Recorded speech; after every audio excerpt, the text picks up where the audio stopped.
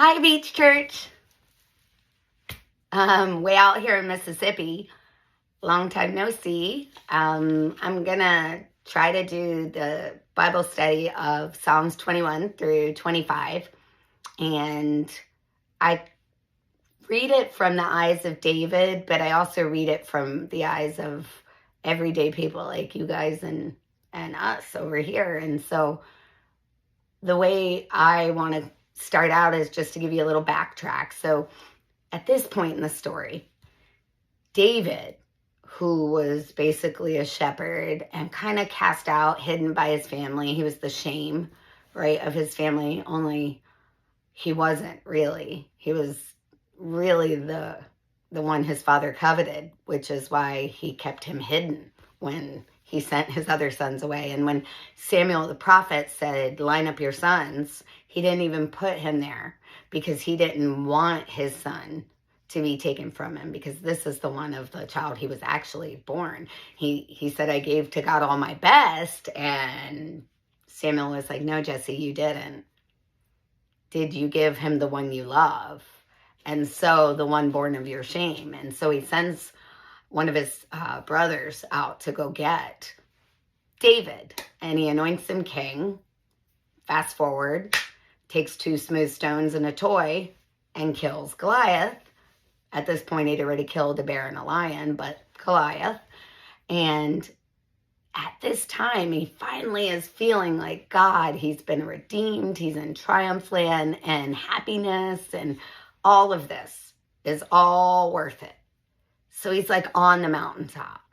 So that's where I'm going to start with 21, because have you ever been on a mountaintop and then only to find the very next day you're in a valley? Or you feel like you're in this land of triumph and then now it's turmoil and you have to trust, and then transformation happens. So that's the story from Psalms 21 to 25. You're going to see his emotional roller coaster. And it's absolutely beautiful, because I think each one of us as a human being can relate to these moments in his life, because we have those same moments. So it's the journey from the throne to the valley. That's where we are.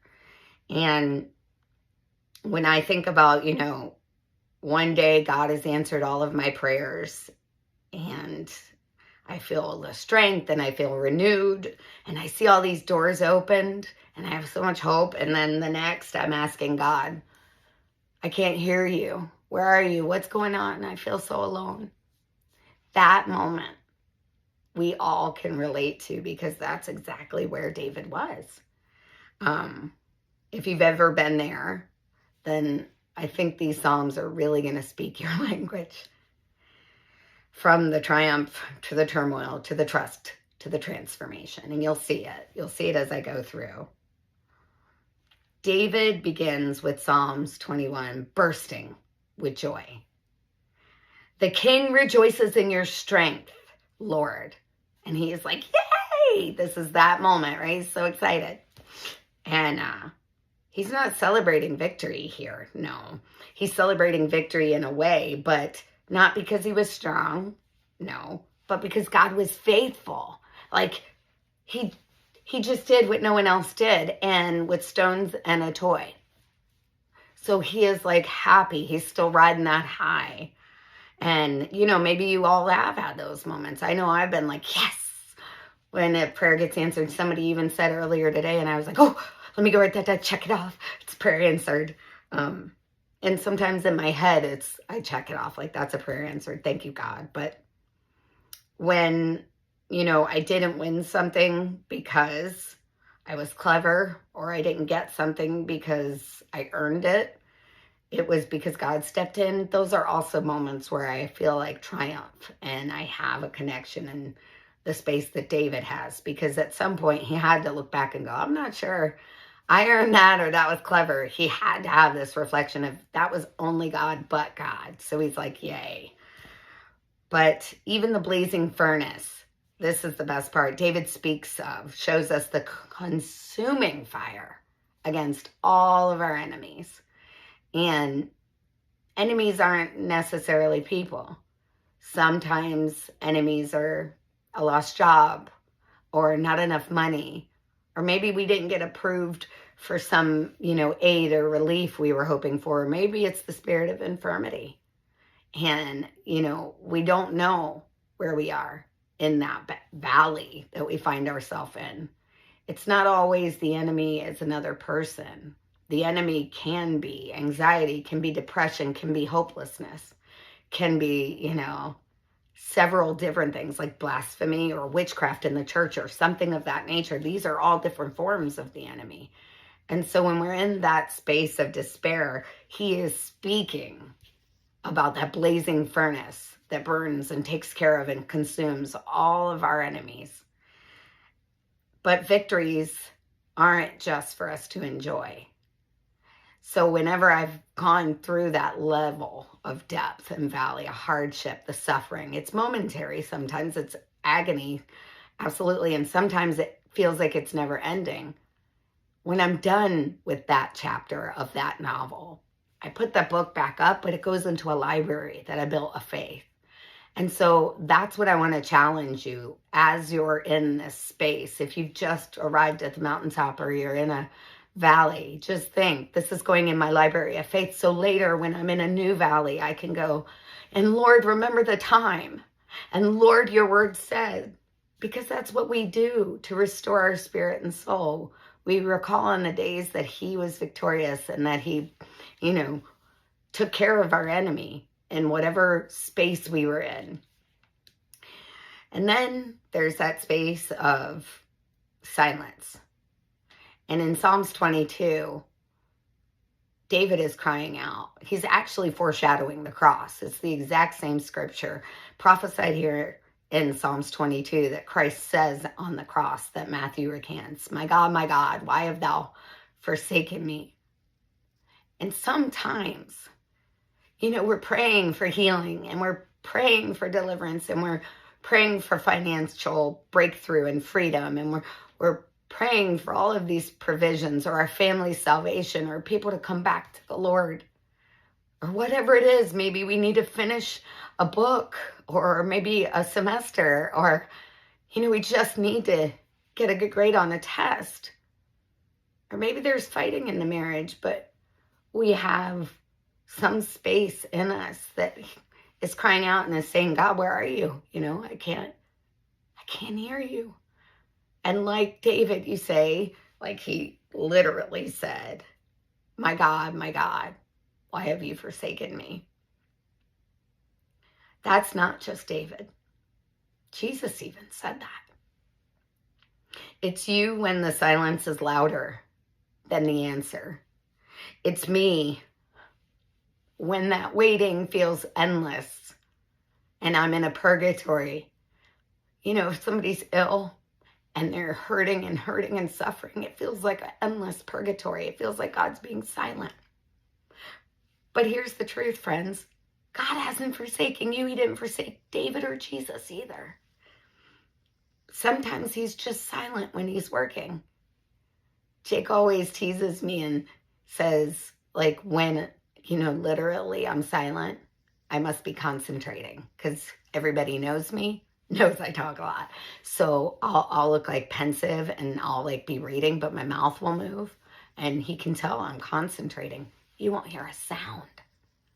So maybe God's really focused and really concentrating. And that silence just means you're getting extra attention.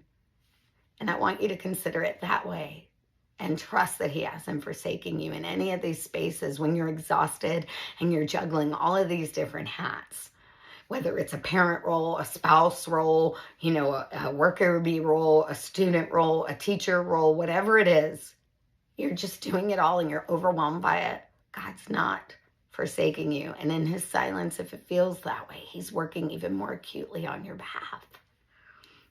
I promise you he's near.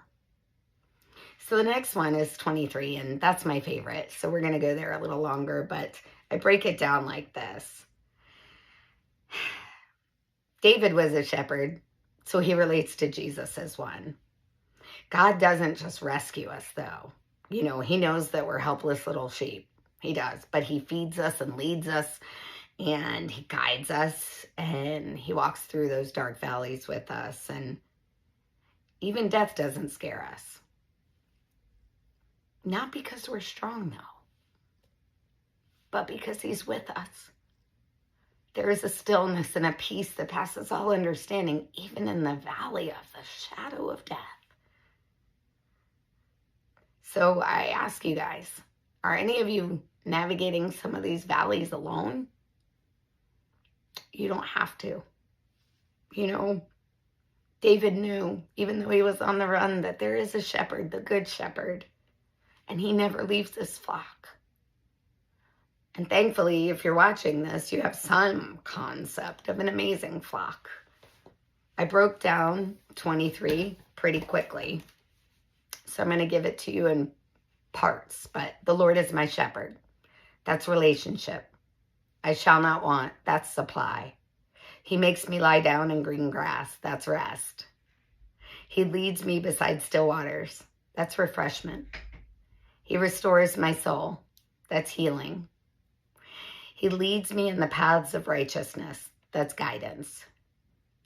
For his name's sake. That's purpose. Yes, though I walk through the valley of the shadow of death, I will fear no evil. That's testing. I will fear no evil is protection. And that comes again. You're going to see that with the rod and staff. For thou art with me. That's faithfulness. And the rod and the staff, they comfort me. And that's discipline. And it's like, wait a minute, you said protection, direction. Because sometimes, you know, it feels like discipline to poke you at one end or hook you at the other and pull you back in. And it doesn't always feel good. It's disciplining. But at one side, you're being protected, and the other side, you're being directed. So that's why he said, your rod and your staff, they comfort me, because a father that cares is one that disciplines his child. And so he's taking, you know, solace in knowing that he loves him in that. That thou prepares a table for my enemy. That's hope. Because he's basically saying he's getting ready. He's getting ready to take care of your enemy for you. He anointeth my head with oil. That's consecration. My cup runneth over. That's abundance. Surely goodness and mercy will follow me all the days of my life. I picture that like an angel named Goodness and an angel named Mercy, you know, and they follow behind you. But I'm pretty sure that's not what that means. But that's blessing. And I will dwell in the house of the Lord. That's security. And forever. That's eternity. Psalms 24 is, when you see God's glory, you see what you want to see. And I think that's a really important thing, because he lifts up his eyes. He says, lift up your heads, O gates, that the King of glory may come in. He's speaking forward his faith. He's praising God, lifting him up.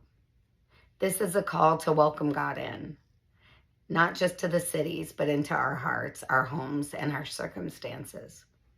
It's a reminder that God isn't this distant deity. You know, he's not out of the box and you're in the box. He's our conquering king.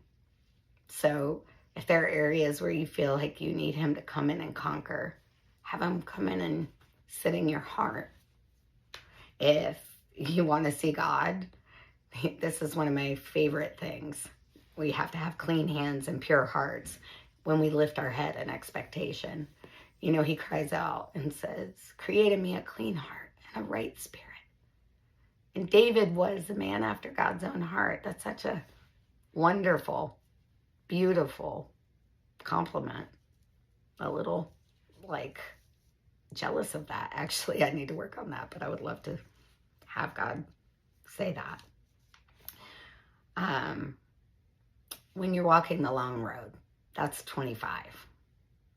So Psalms 25 is more quiet, but it's effective. David doesn't boast. He doesn't despair. He simply says, with humility, he unlocks direction. God doesn't guide the proud. He teaches the humble. Show me your ways, Lord. Guide me in your truth and teach me. See how humble that is? He's so submissive. He walks with those who fear him, not with terror, but with reverence and love. He invites us in, to his counsel. Think about that. God who spoke to the stars into being, like those stars. You know, he hung the stars in the moon where the angels cried when he was talking to Job. He wants to speak to you. The same God that when he made Adam and Eve, he knelt, Barak. You have to think that is our creator. What a personality to love us like that. So, what's your season today? From Psalms 21, the throne room, Psalms 22, abandonment, Psalms 23, the quiet pasture, Psalms 24, lifted gates, Psalms 25, a humble plea. This is our journey. And the same God who reigned in David's victories, who stayed silent but present in David's sorrow, who shepherded his soul, who entered his city and guided his path, that same God walks with you today. So whether you're standing on the mountaintop cheering or you're crawling, waiting silently through that valley of despair, lift up your eyes. The King of Glory is here and he can come on in and he will never leave you. I hope you guys like that. And I guess I'll be seeing you